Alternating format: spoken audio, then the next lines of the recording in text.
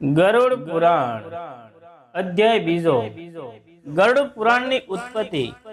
શ્રી શંકર બોલ્યા, સર્વ પ્રાણી ભૂતો પદાર્થો તે શ્રી હરિમાં સ્થિત છે અને એક પછી એક પ્રવેશે છે।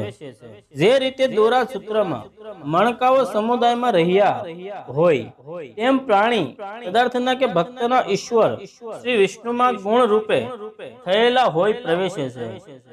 તે શ્રી વિષ્ણુ સહસ્ત્રો નેત્રો વાળા, હજારો શ્રણો વાળા, સહસ્ત્રો સાથળો વાળા, ઉત્તમ મુખ વાળા, સૂક્ષ્માતિ સૂક્ષ્મ પદાર્થો અણુઓથી પણ સૂક્ષ્મ અને સ્થૂળ પદાર્થોથી એ અતિ સ્થૂળ અતિશય મોટા પદાર્થો કરતા એ અતિ મોટા, શ્રેષ્ઠ પદાર્થો કરતા એ શ્રેષ્ઠ છે।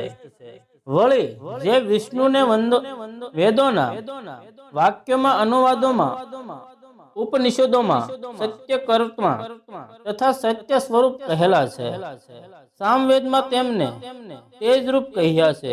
વળી જેમને પુરાણ પુરુષ કહ્યા છે, દ્વિજાતિ બ્રાહ્મણોમાં શ્રી હરિને બ્રહ્મા કહ્યા છે।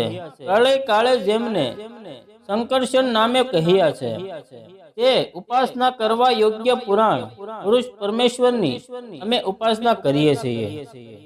વળી જેમ જળમાં મત્સ્ય ફરકે છે તેમ આ લોકો શ્રી વિષ્ણુમાં ફરકે છે।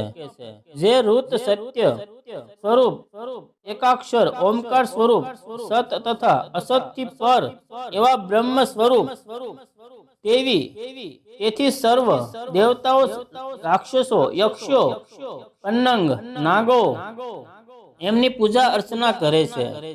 જેમનું મુખ અગ્નિદેવ છે, જેમનું મસ્તક આકાશ અને સ્વર્ગ છે, પૃથ્વી જેમની નાભી છે, પૃથ્વી જેમના શરણ છે, ચંદ્ર અને સૂર્ય જેમના બંને નેત્રો છે, એ પરમ પરમાત્માનું હું નિરંતર ધ્યાન ચિંતન કરું છું।